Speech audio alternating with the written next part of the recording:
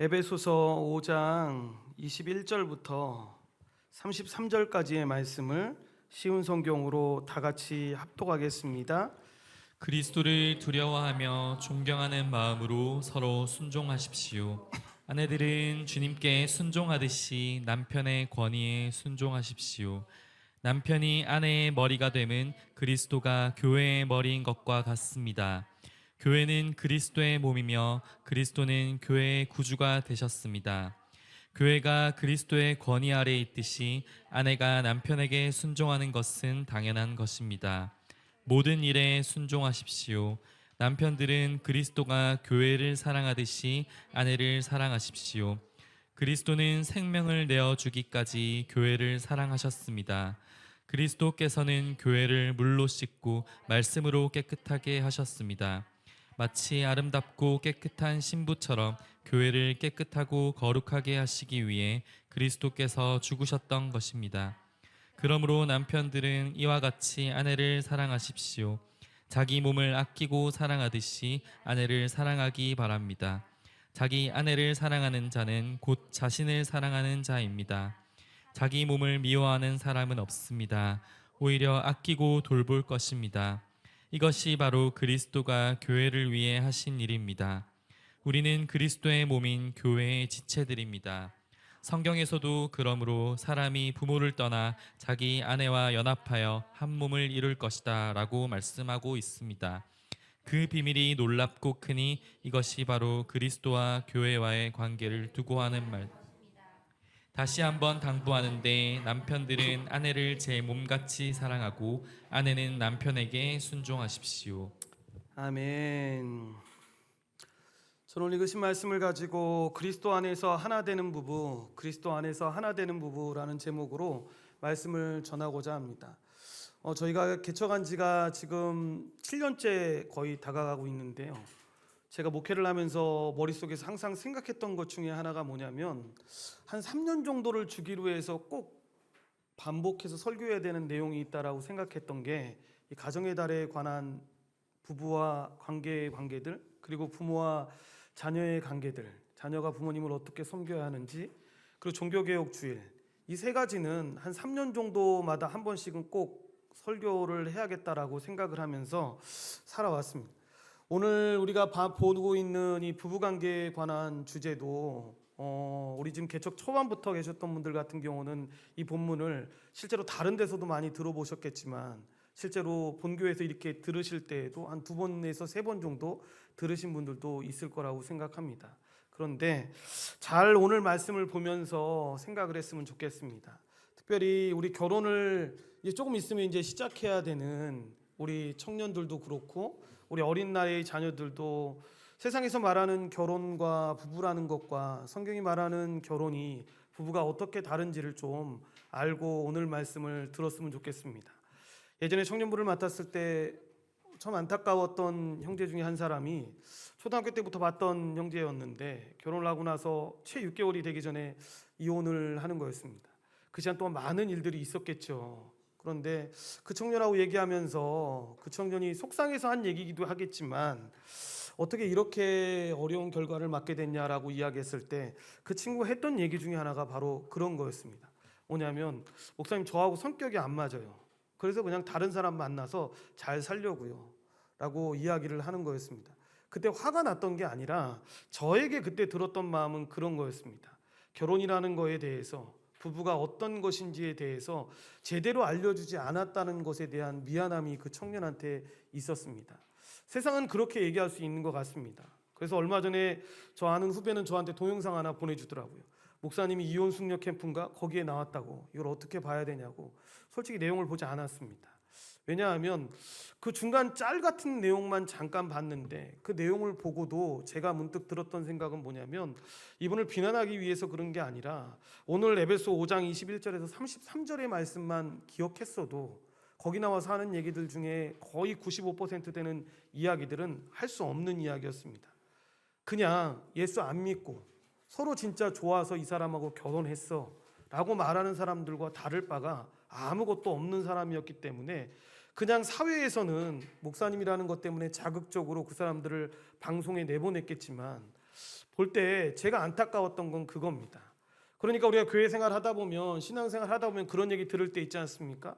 목사님 너무 유별나게 말씀은 우리가 살던 시대하고 너무 다른 건데 굳이 그래야 합니까? 라고 이야기했다면 저는 예수님이 성경에 그렇게 기록하셨을 거라고 생각합니다. 이 말씀은 2000년 지나고 나면 달라질 거니까 그때는 그 시대에 적용해서 하라고. 오늘 말씀을 들을 때에도 여러분 그런 마음이 우리 안에 있었으면 좋겠습니다.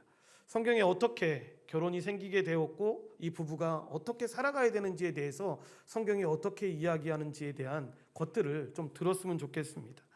그래서 여러분 이 말씀을 대할 때 지난주와 마찬가지로 이 말씀이 그리스도의 은혜로 거듭난 하나님의 사람들에게 주시는 말씀이라는 걸 전제하면서 들어야 합니다. 그러니까 혹여나 우리가 믿지 않는 사람들에게 야 성경이 이렇게 얘기하니까 이렇게 살아야 돼라고 이야기하면 여러분 이해 못하는 건 너무 당연한 거죠. 지금 이 말씀은 그리스도의 은혜로 거듭난 하나님의 사람들에게 주신 말씀이라는 거. 그래서 여러분 이 지금 우리가 읽었던 본문부터 시작해서 지난주에 우리가 봤던 그리스도의 부모와 자녀의 관계, 이 6장에 나오는 이 내용이 가정 준칙이라고 해서 가정에서 어떻게 예수님을 믿는 사람들이 살아야 되는지에 대한 설명을 하는 겁니다. 그 시작점의 말씀이 여러분 21절 말씀이라는 걸 꼭 기억해야 합니다. 21절 말씀 우리 다시 한번 합독해 볼까요? 그리스도를 두려워하며 존경하는 마음으로 서로 순종하십시오 라고 이야기합니다. 그러니까 사도 바울은 지금 그리스도인들이 자신들을 사랑하러 이 땅에 오신 예수님을 두려워하고 존경하는 마음인 이 그리스도를 경외함으로 서로 복종할 것을 강조하고 있는 겁니다. 먼저 결혼이 무엇이고 부부란 무엇인지에 대해서 간략하게 살펴본 다음에 우리가 본문 말씀을 보려고 합니다. 창세기 1장과 2장의 내용을 보면 여러분 천지창조를 하고 이런 얘기들에 너무 우리가 집중되어 있지만 잘 보시면 하나님께서 천지를 창조하시고 사람을 창조하셨습니다. 그리고 나서 어떻게 하십니까? 에덴 동산에 그들을 두게 하시면서 그 안에 있는 각종 실과들을 그들이 먹게 하셨습니다. 그렇게 하나님의 뜻대로 하나님의 백성들이 온전하게 살게끔 하셨습니다. 그러다가 어떤 일이 일어납니까? 사람이 혼자 사는 것이 여러분 좋지 않다라고 하나님이 말씀을 하십니다. 그래서 뭐라고 말씀하시냐? 돕는 배필을 만들겠다라는 말씀이 나옵니다. 그러니까 이 말씀 듣고 나서 어떤 사람은 그런 얘기 하더라고요. 하나님이 아담을 창조한 다음에 아담이 무슨 일을 하다가 실수하니까 야, 안 되겠네. 혼자 갖고는 안 될 것 같으니까 돕는 배필을 줘야겠다라고 생각한 것 아니냐라고 이야기하는데 전혀 그렇지 않습니다. 어떻게 알 수 있냐면 창세기 1장 26절을 보면 알 수 있습니다. 이 말씀이 뭐라고 나오냐면 우리의 형상을 따라 우리의 모양대로 우리가 사람을 만들어 다스리게 하자라고 이야기합니다. 여러분 우리라고 이야기합니다. 무슨 말이냐면 우리의 형상을 따라서 즉 삼위 하나님의 형상을 따라서 사람이 만들어지게 된 겁니다. 그러니까 하나님이 천지 창조할 때 하나님 혼자 만드셨다가 예수님 오시고 예수님의 시대가 되고 뒤에 성령님의 시대가 된 게 아니라 천지를 창조할 때부터 우리의 이렇게 복수형으로 이야기를 합니다. 그리고 그렇게 사람을 만드셨다라는 거죠.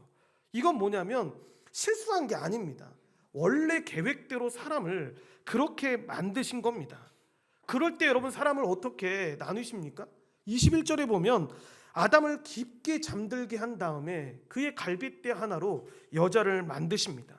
그래서 이런 고백이 나오지 않습니까? 내 뼈 중에 뼈요 살 중에 살이다 라고 이야기를 합니다. 뭡니까? 내 몸의 일부라는 겁니다. 이렇게 부부의 한몸됨을 설명하고 있습니다.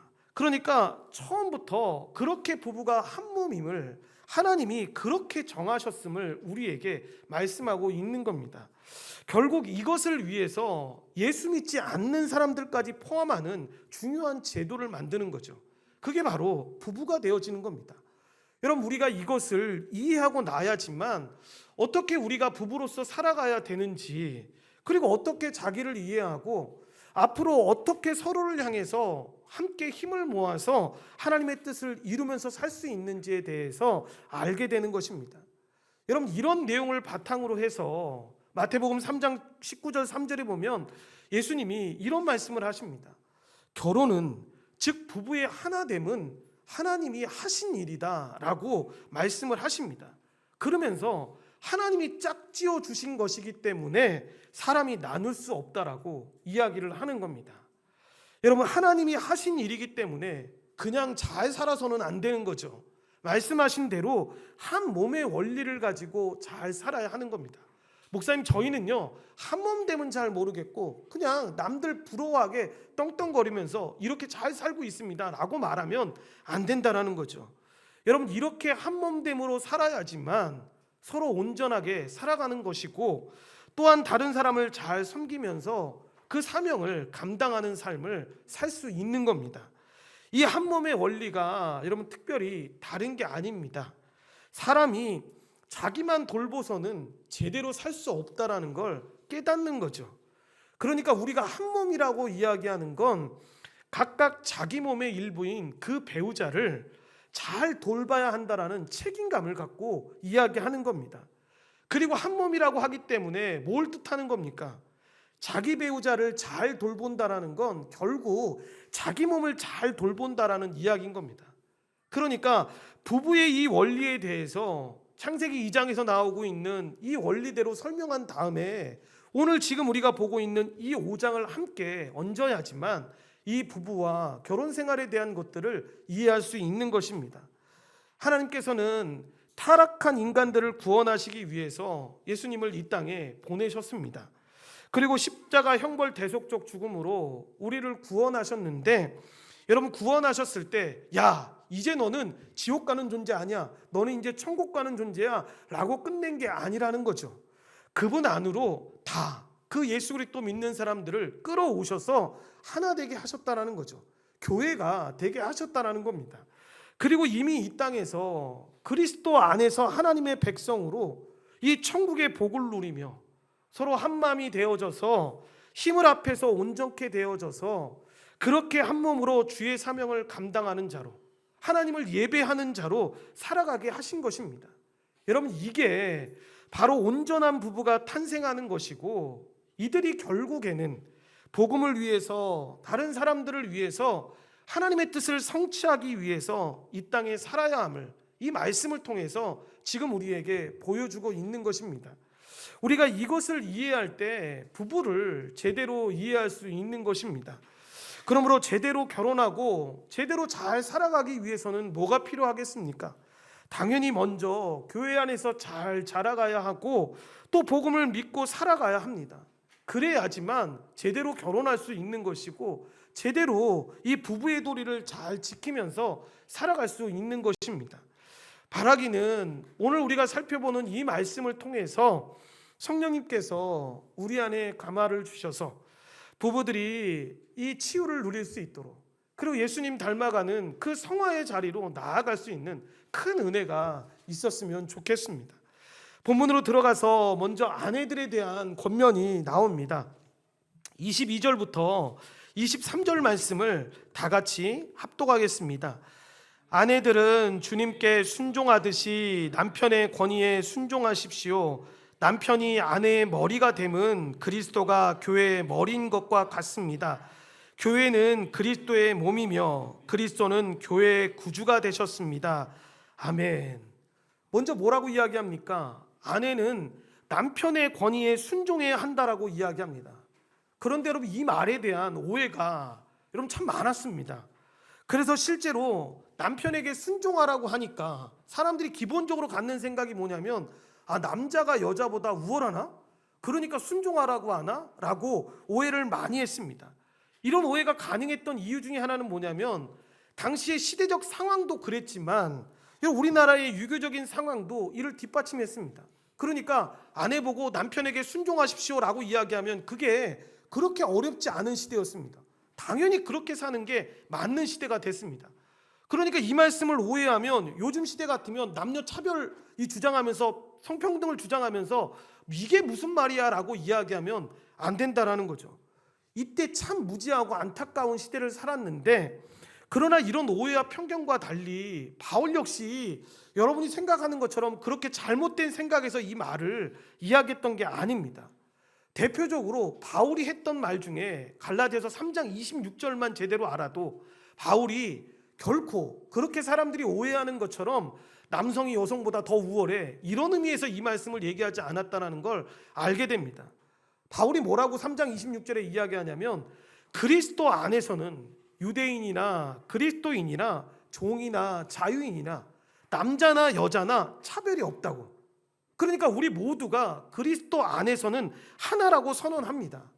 그러니까 예수 그리스도의 그 구원의 은혜로 말미암아 이 새 창조의 질서 안에서 이 세상에 있던 모든 차별이 철폐되었다는 걸 사도 바울은 분명하게 이야기했습니다.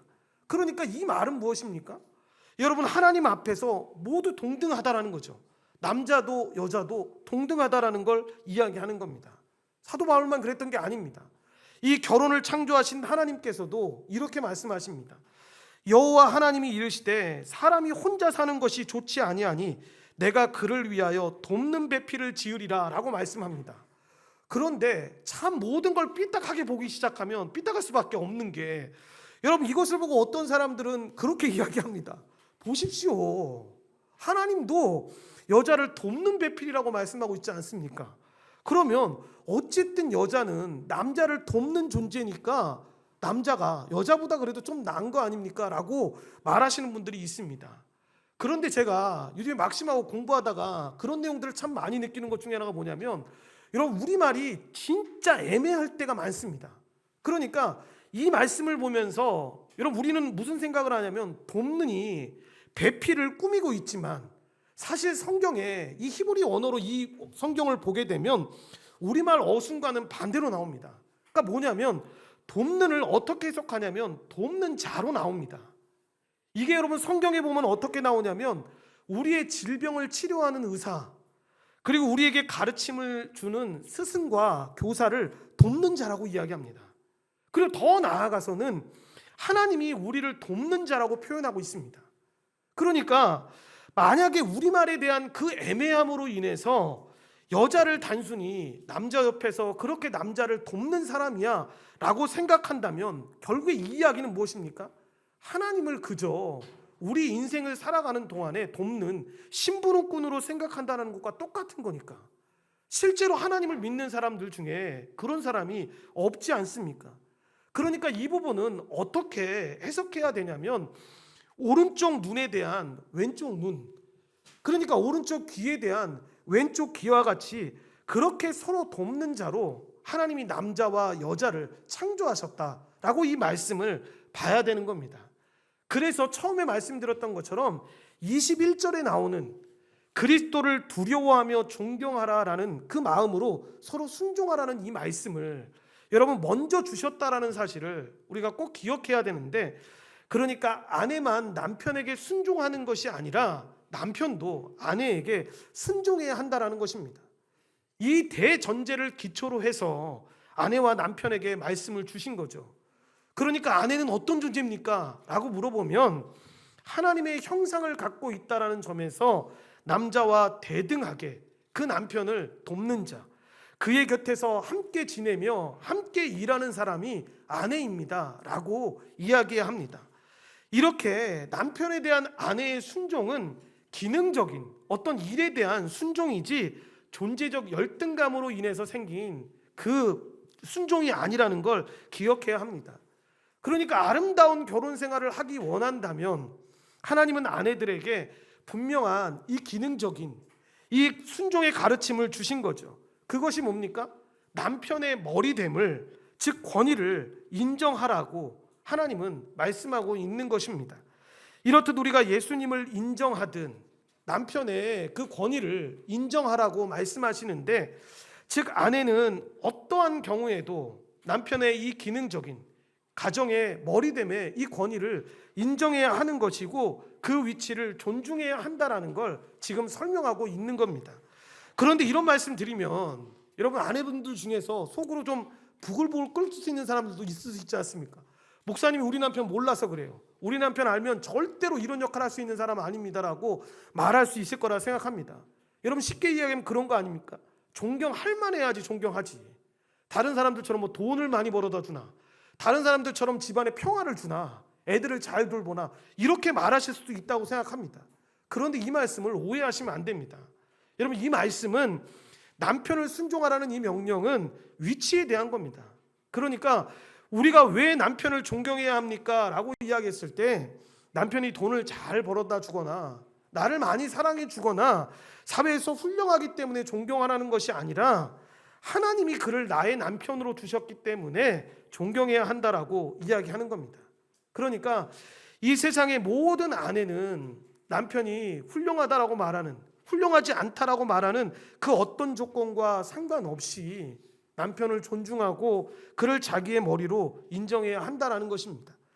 그리고 이러한 남편의 머리됨은 이 창조 사실뿐만 아니라 예수님이 십자가에서 나의 모든 죄를 위해서 대신 죄값을 치러주시고 죄의 노예였던 나를 자유롭게 해방시켜 주신 그리스도의 그 구원의 은혜와도 깊은 연관이 있습니다. 그래서 23절에 보시면 바울은 남편의 머리됨을 구주이신 예수 그리스도의 머리됨과 연결지어서 분명하게 이야기합니다. 그러니까 그냥 아무것도 묻지 말고 남편은 무조건 가장이니까 무조건 잘해 이렇게 그냥 무작정 들어가는 게 아니라는 거죠. 이 말씀은 남편이 아내의 머리라는 그 개념을 그리스도가 교회의 머리라는 개념에 비추어서 지금 설명하고 있는 겁니다. 따라서 그리스도의 머리 되심은 예수 그리스도가 그려하신 것처럼 억압이 아니라 돌보심을, 굴림이 아니라 책임을 의미하는데 이런 사실은 그가 몸의 구주이십니다라는 진술을 통해서 더욱더 잘 드러납니다. 그러므로 남편에게 이 머리의 권한이 부여된 것은 아내를 지배하고 억누르기 위한 것이 아니라 아내를 사랑과 온유로 섬기기 위한 것입니다. 이런 점에서 머리인 남편도 잘 생각해야죠. 그냥 단순하게 생각해서 복종과 섬김을 받기 위한, 머리가 되기 위한 것이 아니라 아내를 사랑으로 섬기기 위한 그 가정에 이 종이 되었다라는 것을 기억해야 하는데, 이렇게 남편이 아내의 머리라는 개념은 이 분명한 뜻을 알게 되면 결코 남성 우월주의를 조장할 수 없다라는 걸 우리는 알게 됩니다. 그리고 아내가 남편에게 취해야 될 바른 태도의 본으로서 그리스도와 교회의 관계를 언급을 합니다. 본문 24절 말씀을 합독하겠습니다. 교회가 그리스도의 권위 아래에 있듯이 아내가 남편에게 순종하는 것은 당연한 것입니다. 모든 일에 순종하십시오. 아멘. 뭐라고 이야기합니까? 여러분, 그리스도가 교회의 머리이심을 이야기합니다. 그러므로 교회는 어떻게 해야 합니까? 여러분, 그리스도께서 머리라는 걸 인정하고 여러분 그분께 순종해야 되는 거죠. 그러니까 콩가루 집안이다 라고, 교회가 콩가루 집안인 것 같아 라고 말할 때 특징이 여러분 뭐냐면 다른 게 아닙니다. 서로 각기 다 다른 생각들을 가질 수 있고 이야기할 수 있습니다. 그런데 하나님의 말씀이 이렇게 기록되어 있네요 라고 이야기하면 그 말씀 앞에 모두가 순종해야 합니다.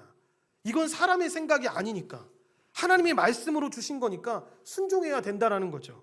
이와 같이 아내들도 이 자기 남편의 머리됨을 인정하고 그에 대해서 순종해야 합니다.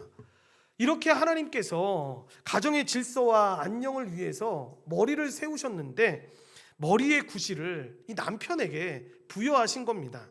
그러므로 아내가 남편에게 순종한다라는 것은 하나님께서 세우신 질서를 겸손히 인정하는 것을 이야기합니다. 그러나 이때에도 주의할 것은 있습니다. 여러분, 남편이 머리라고 하니까 지금까지 설교를 들으면서 그러실 분은 없겠지만 혹시나 남편 중에 이 설교를 들으면서 오늘 집에 가서 두고 보자, 나의 머리됨을 분명하게 이야기하면서 이 아내를 내가 우리 자녀들을 좀 잡아야겠다, 이렇게 하실 분들이 있으실지 모르겠는데, 여러분 이걸 마치 비유를 그리스도와 교회의 비유로 하니까 자기가 그리스도처럼 절대 권력을 가졌다라고 생각해서는 안 됩니다. 실제로 여러분, 남편은 솔직하게 이야기해서 저도 그렇지만 하나님께서 주신 권한을 그릇되게 사용할 수도 있고 하나님의 뜻과 맞지 않는 것을 아내와 자녀들에게 강요할 수도 있습니다. 그래서 중요한 게 뭐냐면 남편과 아내의 생각이 다를 경우, 남편과 자녀의 생각이 다를 경우에는 여러분 어떻게 해야 합니까? 누구의 생각이 그리스도의 생각과 더 부합하는지를 맞춰봐야 합니다. 성경을 통해서 하나님이 어떻게 말씀하시는지를 봐야 되는 거죠. 그러니까 아내가 자기의 생각을 버리고 우리 남편은 너무 듬직해요. 우리 남편은 진짜 괜찮은 사람이에요. 라고 말하면서 무조건 남편의 뜻을 따라가라는 이야기가 아닙니다. 더구나 남편이 음행을 행하거나 아내의 연합을 깨트렸다면, 그리고 이성을 잃고 거칠게 행동한다면, 여러분, 우리는 그런 남편에게 순종할 수 없는 것이고 절대로 순종해서도 안 되는 것입니다. 이렇게 아내의 순종은 언제나 그리스도 안에서 이루어져야 한다는 걸 우리가 꼭 기억해야 하는데, 따라서 제일 좋은 건 남편이 먼저 그리스도를 가정의 진정한 머리로 인정하는 거겠죠. 이렇게 인정한다면, 그리고 그분의 뜻대로 합당하게 행한다면 아내의 순종이 그것처럼 이런 바른 의미를 가지고 순종할 수 없을 것입니다. 그러므로 아내가 남편에게 순종해야 한다라는 이 명령은 아내가 남편의 의사에 무조건 순종하고 무슨 일이든지 시키는 대로 하는 그 하녀가 되라는 말이 아닙니다. 하나님께서 남편에게 부여하신 그 머리의 역할을 인정하고 남편의 의사가 그리스도의 뜻에 부합하는 경우가 생긴다면 정말 자발적으로 아내가 순종하면서 더 도와주라고 지금 이야기하고 있는 것입니다. 이렇게 본문에서 말하는 아내의 순종은 일방적인 순종이 아닙니다. 그리스도를 두려워하며 존경하는 마음으로 서로 순종해야 하는 것이죠. 그런데 이렇게 서로 순종하는 건 성령에 의해 충만하게 된 성도들의 중요한 특징입니다. 그러니까 빌립보서 2장의 고백에 나오는 것처럼 성부 하나님과 동등함을 당연한 것으로 여기지 않으시고 오히려 자기를 낮추시면서까지 죽기까지 순종했던 그 예수님의 순종처럼 그 예수님의 삶을 따라가라고 이야기하고 있는 것입니다. 그때 하나님은 여러분의 가정에 이 신비한 연합의 축복과 기쁨을 허락하실 것입니다. 이것이 바로 오늘 본문에 나오는 이 순종의 비밀입니다. 그러고 나서 25절에 이제 남편들에 대한 권면이 시작되는 겁니다. 본문 25절 말씀을 다 같이 합독하겠습니다. 남편들은 그리스도가 교회를 사랑하듯이 아내를 사랑하십시오. 그리스도는 생명을 내어 주시기까지 교회를 사랑하셨습니다. 아멘. 여러분, 이거 보면서 청년 중에 어떤 여자 청년은 저한테 그런 얘기 했습니다. 우리한테는 너무 힘든 거 요구하고 남편한테는 당연히 자기 아내를 사랑해야지 라고 하는 걸 요구한다고, 하나님이 좀 너무하신 것 같다라고 이야기를 합니다. 그런데 여러분, 이게 이제 이 당시의 상황을 보면 이게 이제 이해가 되는 말입니다. 그리고 이 성경에 있는 내용을 보면 얼마나 이게 깊은 의미인지를 깨닫게 됩니다. 당시 여러분 시대에서 남편에게 아내를 사랑하라, 가정 준칙이라고 이야기했지 않습니까? 가정을 어떻게 이끌어야 돼 라고 하는 걸 가르쳐 주는데, 이때 남편들에게 요구하는 것이 아내를 사랑해 라고 요구하는 겁니다. 그런데 이게 당시에는 너무 달랐습니다. 가정 준칙의 내용이 뭐냐면 아내를 사랑해 이 내용이 아니라 당시에는 아내를 어떻게 하면 통제하고 다스릴 수 있을까라는 방법을 가르쳐 주는 시대였습니다. 그런데 그런 시대에 그런 이야기는 하나도 하지 않고 사도 바울이 아내를 사랑해 라고 이야기를 하는 거죠. 여러분, 아내는 남편에게 지배를 받아야 되는 대상으로 간주되는 시대였기에 이 말이 얼마나 큰 충격이었는지 모릅니다. 하나님은 이 죄를 범한 하와에게 창세기 1장 3장 16절에 이렇게 말씀합니다. 내가 내게 임신하는 고통을 크게 더하리니 내가 수고하고 자식을 낳을 것이며 너는 남편을 원하고 남편은 너를 다스릴 것이다 라고 선언하셨습니다. 무슨 이야기냐면 범죄와 타락으로 말미암아 이 부부관계가 왜곡된 결과, 어떤 결과가 나왔습니까? 아내는 남편을 사모하고 남편의 다스림을 받아야 된다라고 이야기합니다. 그런데 사도 바울은 여러분 이때 뭐라고 이야기합니까? 그리스도 남편들에게 자기 아내를 다스리라 라고 요구하지 않는다라는 거죠. 남편들에게 준 명령은 뭐냐? 자기 아내를 사랑하라는 것이 전부였습니다. 여러분, 이건 우리가 그냥 생각했을 때, 사도 바울이 정말 그냥 생각했을 때 인간적인 감정으로 아내를 사랑하면서 가정을 잘 이끌어가 이런 뜻에서 의미에서 얘기하는 게 아닙니다. 여러분, 타락으로 왜곡되었던 이 부부관계가 여러분 그리스도 안에서 회복되었다라는 걸 지금 이야기하는 겁니다. 그렇게 하지 않아도 된다고. 이제 아내의 복종보다는 남편의 사랑으로 그를 더 섬겨야 한다는 걸 지금 설명하고 있는 거죠. 그래서 특별히 25절 후반절에 보면 아내에 대한 남편의 사랑을 보여주는 구체적인 신뢰로 교회를 위해 자기 목숨을 버리신 그리스도의 고귀한 그 자기 희생적인 사랑을 언급하는 겁니다. 그러니까 우리가 흔히 얘기하는 것처럼 아내 사랑해 라고 끝나는 게 아니라는 거죠. 죄로 인해서 죽을 수밖에 없었던 저와 여러분을 살려주셨던 그 그리스도의 그 사랑으로 아내를 사랑하라고 지금 이야기하고 있는 것입니다. 그리스도께서 자기 목숨을 아끼지 않고 자기 목숨을 버려가며 교회를 사랑한 것처럼 남편은 아내를 위해서 그렇게 희생해야 한다라고 이야기를 하는 겁니다. 그때 아무 보상이나 예수 그리스도가 그랬던 것처럼 대가를 바라지 않고 자기를 내어주는 그 이타적인 사랑으로 사랑하라라고 이야기하는 겁니다. 예수님께서 이 교회를 물로 씻어서 거룩하게 하셨습니다. 여러분, 우리가 어떤 존재입니까? 얼마나 못났고 얼마나 또 죄악을 지면서 살아가는 존재들입니까? 그런 우리를 향해서 예수님이 한없이 사랑을 베풀어 주셨어. 여러분의 구원에 대해서 어떤 목사님이 이야기했던 것처럼 자기 구원에 대해서 자기가 합리적으로 설명할 수 있다면 다시금 생각해 봐야 한다고. 이게 무슨 이야기냐면 저는 인생 살면서 이 정도 착했기 때문에 구원받을 만한 사람 아닙니까? 라고 생각하면 구원의 그 큰 은혜를 제대로 모르고 있는 거라고. 여러분, 우리가 구원받은 거에 대한 합리적인 설명을 우리가 할 수 없는 존재입니다. 우리는 항상 그런 질문을 예수님께 해야 되는 존재입니다. 왜 나 같은 사람을 주님이 구원해 주셨습니까? 어떻게 나 같은 사람이 예수님 앞에 구원을 받아서 이렇게 구원의 은혜로 살아가는 자가 되었습니까? 라는 질문이 나와야 정상적으로 이 복음을 아는 사람들입니다. 그때 예수님이 그 말만 하시는 겁니다. 그냥 예수님의 그 전적인 사랑으로 우리를 사랑해 주셨다고. 무슨 이유 때문이 아니라 그냥 예수님의 그 지극하신 사랑으로 우리를 구원해 주셨어. 여러분, 이 설명만 듣는 겁니다.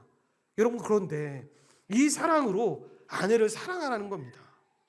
여러분, 그러니까 앞에 나와 있는 남편에게 순종해야 합니다. 여러분, 이 말보다 여러분 어떤 면에서 이 뜻을 알고 나면 남편에게 더 과한 것을 말씀하셨다라고 생각하지 않습니까? 야, 어떻게 그 예수님의 사랑으로 사랑할까?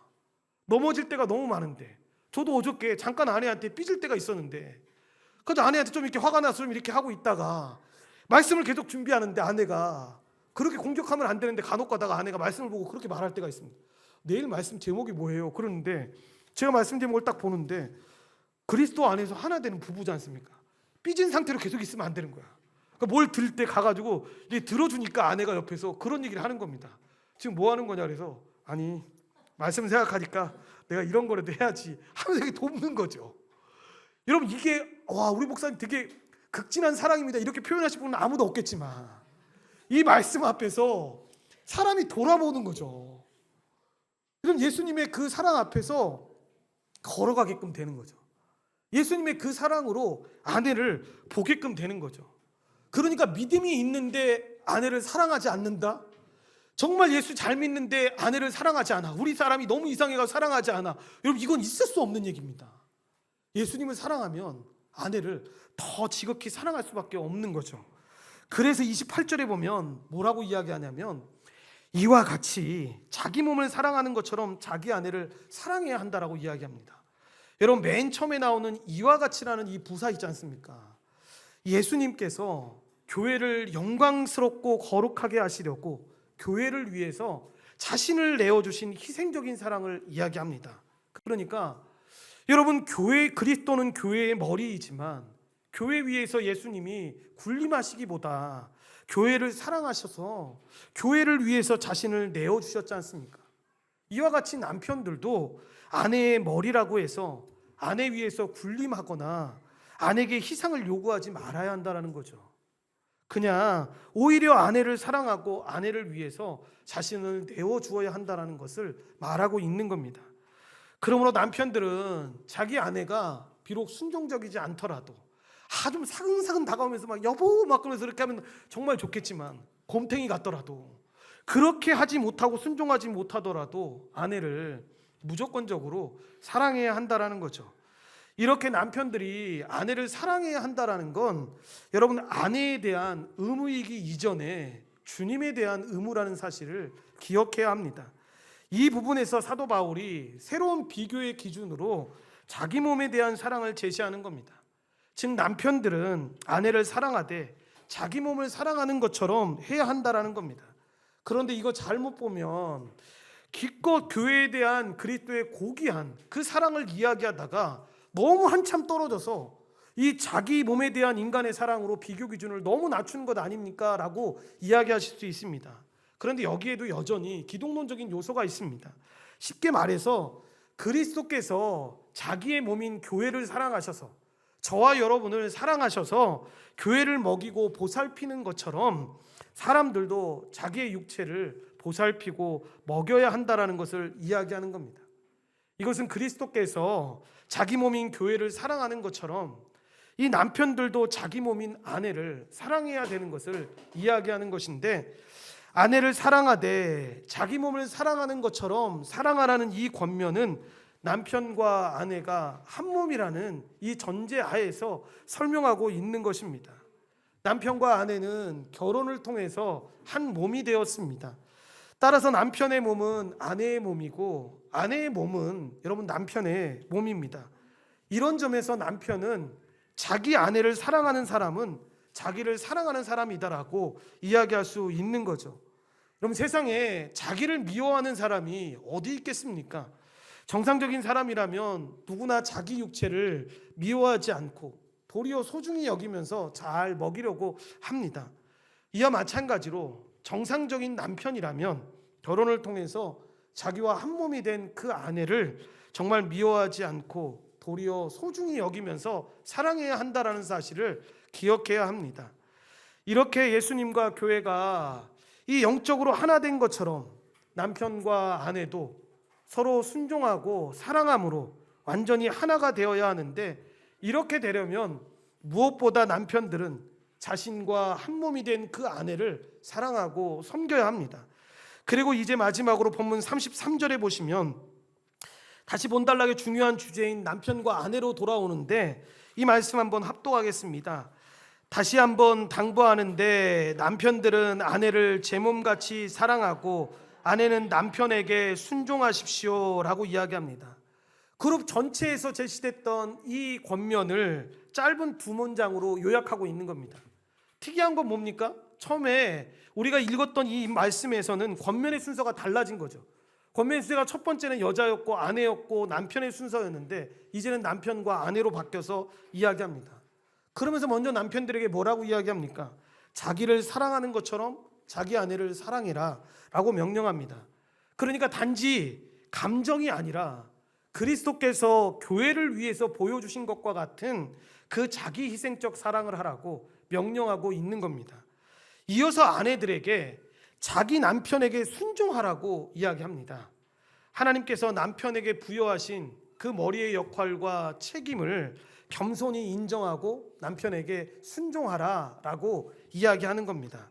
이렇게 본문에서 바울이 그리스도인 남편과 아내에게 제시하고 있는 권면은 분명합니다. 하나님의 새 사람이 된 그 교회적 존재인 남편과 아내들이 가정에서 정말 사랑이 넘치는 조화로운 관계를 유지해야 한다는 걸 지금 이야기하고 있는 것입니다. 그렇게 하려면 아내들은 당연히 가정의 머리 대신 이 남편들을 인정해야 되고, 남편들은 정말 아내를 예수님이 교회를 사랑한 것처럼 사랑하는 마음으로 걸어가야 한다는 겁니다. 어떻게 여러분 이런 사랑이 가능할 수 있다라고 생각하십니까? 본문 21절 말씀처럼 그리스도를 두려워하며 존경하는 마음으로 서로 순종할 때 가능하다라는 사실을 기억해야 합니다. 결혼 생활하면서 여러분 느끼시겠지만 결혼 생활의 가장 걸림돌은 다른 게 아닙니다. 실제로 보면 남편을 이야기하고 아내를 이야기하지만 실제로는 나한테 문제가 많다라는 걸 실제로 보게 됩니다. 보통 여러분 이혼하러 왔을 때 뭐 이혼 숙녀 캠프라든가 뭐 이런 거 보실 때 여러분 자기가 잘못해서 그래요 라고 말하는 경우 본 적 있습니까? 그런 경우 없습니다. 다 남편 탓하고 아내 탓합니다. 여러분한테 여러분 남편이 잘못했어요, 여러분 아내가 여러분이 다 잘못한 거예요, 이런 말 하려는 게 아닙니다. 결혼이라는 걸 잘 기억해야 한다는 겁니다. 결혼이란 삼각형입니다. 저는 항상 생각할 때마다 이 사람들이 정말 예수님 믿고 있다고 해도 삼각형의 이 결혼 형태를 유지하고 있지 않으면 저는 제대로 된 결혼 생활을 하고 있지 않다고 생각합니다. 삼각형이면 여러분 분명히 그림으로 설명하실 수 있으셔야 합니다. 하나님이 위에 있어야 하고 그 밑에 꼭지점에 우리가 있어야 합니다. 간혹 보면 여러분 예수 안 믿는 사람들은 그렇다 치더라도 예수 믿는 사람들 가운데서도 남편이 위에가 있는 사람이 있습니다. 그리고 아내가 위에가 있는 사람들이 있습니다. 그리고 하나님이 밑에 있습니다. 여러분 이 결혼은 겉으로 보기엔 예수님 잘 믿는 것처럼 보이고 건강한 가정처럼 보일 수 있습니다. 그런데 잘 보면 여러분 건강하면 어떻게 해야 합니까? 이 선이 하나님이 삼각형의 꼭지점으로 있으면 더 건강한 가정으로 가려면 어떻게 합니까? 아내와 남편이 동시에 가야 합니다. 잘 생각해 보십시오. 만약에 아내만 정상적으로 쭉 올라가고 있고 남편은 계속 후퇴하고 있다고 생각해 보십시오. 그러면 그 간격은 더 벌어질 수밖에 없는 것 아닙니까? 하나님이 밑에 있다고 생각해 보십시오. 남편을 의지하는 마음이 너무 커서 내 남편 없으면 안 돼요, 내 아내 없으면 안 돼요 해서 이 점이 계속 올라가고 있고 하나님과 나는 계속 낮아지고 있다고 생각해 보십시오. 건강하지 않는 겁니다. 여러분 우리가 결혼 생활을 하고 살아가는 동안에도 마찬가지입니다. 그래서 하나님이 항상 꼭지점이 되어주셔야 합니다. 그리고 부부가 느리더라도 같이 올라가야 합니다. 그게 가장 건강한 부부의 신앙생활의 모습입니다. 그런데 우리는 착각하는 거죠. 그래서 하나님이 말씀하시는 것보다는 내 남편이 말하는 게, 내 아내가 말하는 게, 내 자녀가 말하는 게 더 가까이 가는 경우들을 보게 됩니다. 그래서 결혼생활 잘 하려면, 좋은 신앙생활을 유지하면서 살려면 어떻게 해야 합니까? 라고 이야기할 때 많은 목사님들이 지금까지 했던 얘기처럼 숱하게 많은 얘기들을 하지만 결론은 그런 얘기를 합니다. 은혜가 있어야 합니다. 은혜만이 그 결혼을 정말 유지시킬 수 있고 은혜가 있어야지만 그렇게 걸어갈 수 있습니다. 제 친구 중에 하나가, 여러분 같이 신학교를 다녔는데도 불구하고 이 친구가 예수님을 잘 안 믿습니다. 이상한 짓 하고 돌아다니고 이상한 일들을 하고 돌아다닙니다. 그러니까 그 아내도 학교 다닐 때 친구였으니까 저를 만날 때마다 제일 한탄을 많이 합니다. 그러면서 했던 얘기가 그런 겁니다. 동준아, 네가 그 친구한테 좀 얘기해가지고 예수님 잘 좀 믿게 하면 안 되겠냐고. 그러니까 내 친구를 만날 때 내 친구가 저한테 그런 얘기를 합니다.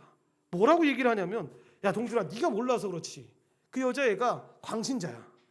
집안은 돌보지도 않고 광신자처럼 그렇게 살아서 문제가 많아. 그래서 정말로 저는 그 여자친구 애가 진짜 광신자인 줄 알았습니다. 그러니까 물어보니까 왜 그러냐니까 항상 예배를 드리는데 주일 예배를, 그리고 평일날 있는 예배를 빠지지 않고 잘 드리려고 한대. 그 말만 하는 겁니다.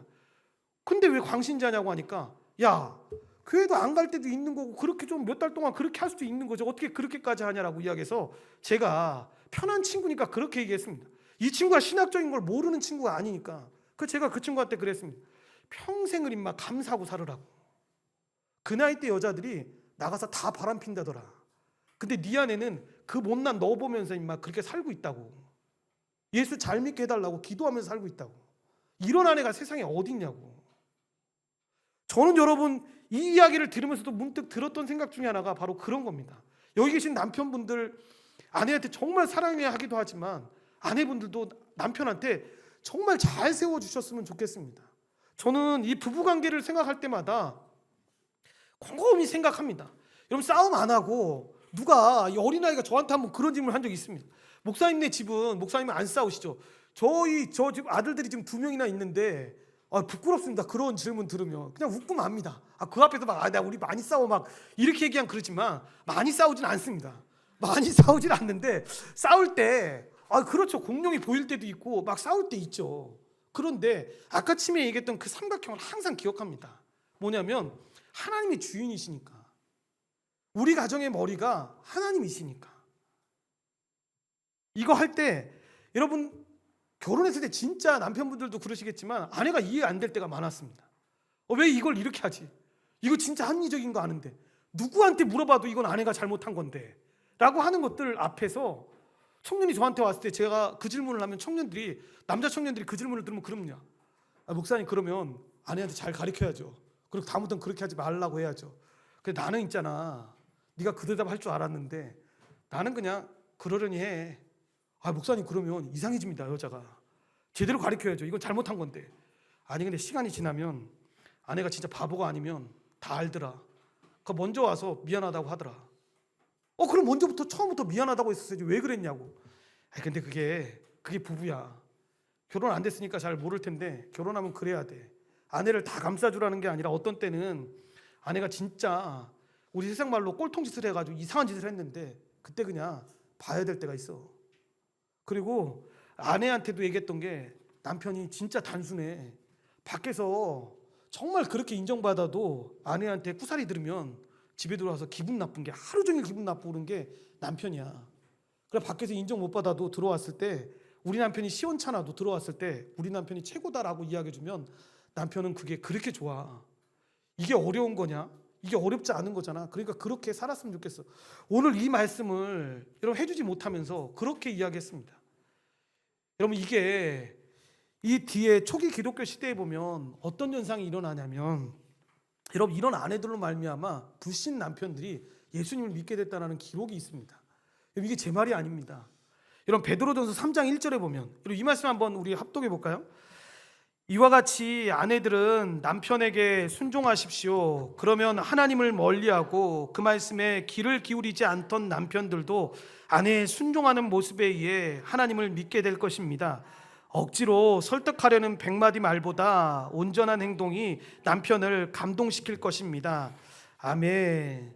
그러니까 이런 순종을 할 수 있다는 게 하나님의 여러분 은혜를 받은 사람들만이 할 수 있는 거지 않습니까? 그런데 혹시나 또 오해하시면 안 됩니다. 그렇다고 해서 지금 뭐 예수님을 믿지 않고 있는 남편이 계시거나 이런 분들이 그렇지 않아서 그런 게 아니죠. 때가 있으니까요. 그렇게 때가 지나고 그 부부들이 그 모습을 보면서 오는 거죠. 여러분 이게 쉽게 얘기하면 그런 거 아닙니까? 내가 하나님이 있는지는 잘 몰랐는데 그렇게 남편을 대하고 그렇게 아내를 대하는 모습을 보고 하나님이 있는 걸 알고 그렇게 왔다고. 물론 와서 성경을 통해서 말씀을 들어야 하지만 여러분 이 말씀을 잘못되게 사용하지 말라는 겁니다. 예전에는 이런 설교하고 나면 아내분들이 집에 가서 전화 많이 하셨습니다. 목사님이 그 설교하고 나니까 집에 가서 남편이 갑자기 우리 불러놓고 아빠의 권위에 순종하라고 막 이렇게 얘기하시는 분도 있고, 그럼 아내는 막 핏대 세워가면서 당신이 그리스도의 십자가 사랑으로 나를 사랑하고 있냐고 뭐 이렇게 얘기한다고. 여러분 이러면 설교 오늘 했던 거 다음 주에 또 다시 해야죠. 이 의미를 못 받아들인 거니까. 그래서 잘 몰라서 3년마다 이걸 돌아가면서 이 설교를 이 본문을 가지고 하고 있는데 이 하나님의 언약 안에서 우리 부부관계가 이렇게 맺어지게 됐고 그 은혜 가운데서 지금 우리가 살고 있다는 거. 너무 혼탁한 시대를 지금 우리가 살고 있습니다. 그래서 솔직히 말하면 그 이혼 숙녀 캠프인가 거기에 목사님 나왔다고 할 때도 보지 않았던 이유 중에 하나가 그게 뭐라고. 그렇게 살아가는 사람들이 있을 수 있는 시대를 우리가 지금 살고 있는 겁니다. 그런데 그때에도 여러분 이 혼탁한 소리들, 세상이 그렇게 말해요, 세상의 부부가 이렇게 산대요 라고 하는 소리에 잠깐 차단하고 성경이 뭐라고 이야기하는지 하나님의 계획이 뭔지를 잘 살펴봤으면 좋겠습니다. 그러면 우리가 살아가야 될 방향이 분명하게 보이게 되는 겁니다. 내가 너 남편을 사랑해야 했다라고 말하는 게 그냥 오늘 남편이 원하는 거 하나 해줘야겠다 이게 아니라 정말 가정에 머리 되는 게 남편인 걸 알고 정말 교회가 그리스도에게 순종하는 것처럼 그렇게 잘 우리 남편 그 권위 인정해주면서 잘 살아야겠다. 남편 입장에서도 아내를 그냥 무작정 사랑하는 게 아니라 나 같은 사람을 구원하신 그 그리스도의 사랑으로 우리를 구원해 주신 것처럼 사랑해 준다는 걸 기억하고 사랑하는 그 마음이 우리 안에 넘쳤으면 좋겠습니다. 그래서 가정의 달이 정말 넘어지고 지치고 낙심할 때도 많지만 그 풍성한 은혜 가운데서 주님을 바라보는 그 귀한 은혜의 시간들이 되기를 간절히 축원드립니다. 기도하시겠습니다. 하나님 감사합니다. 하나님의 은혜 가운데 우리 가정을 세워주시고 지난주와 이번 주에 걸쳐서 부모와 자녀에 대해서, 부부에 대해서, 그리고 부모가 자녀에 대해서, 자녀가 부모에 대해서 어떻게 해야 될지를 살펴보았습니다. 세상은 참 많은 이야기들을 합니다. 우리가 어떻게 살아야지 덜 손해보고 어떻게 자기의 것을 지키며 살아갈지를 이야기합니다. 그런데 성경은 하나님의 백성이라면 그 구원의 은혜로 구원받은 자라면 어떻게 살아야 하는지를 우리에게 다시금 생각하게 합니다. 그 가르침 앞에서 우리는 다시 우리의 삶을 돌아봅니다. 여전히 순종하지 못하고 여전히 사랑하지 못하고 여전히 따라가지 못하는 우리의 삶을 봅니다. 주님, 우리를 붙잡아 주시고 인도하여 주셔서, 그래서 은혜 아니면 이 일을 할 수 없다라는 걸 우리가 누구보다 더 잘 압니다. 그래서 주님의 은혜를 구하고 우리의 가정을 주님께 맡기고 주님께 나아갑니다. 주님, 우리의 가정을 붙잡아 주시고 더 하나님을 경외하며 더 하나님을 의지하며 주님 앞에 걸어갈 수 있도록 도와주시옵소서. 특별히 우리 예수를 믿지 못하는 많은 가장들, 그리고 아내들, 우리 자녀들을 주님이 붙잡아 주셔서 하나님이 가정의 달에 놀라운 구원의 역사들이 넘쳐남을 경험하게 도와주시고, 인내하면서 기도하는 것에 지치지 않고 하나님의 은혜를 구하며 살아갈 수 있도록 주님이 도우시고 인도하여 주시옵소서. 모든 걸 주님께 감사드리오며 예수님의 이름으로 기도드리옵나이다. 아멘.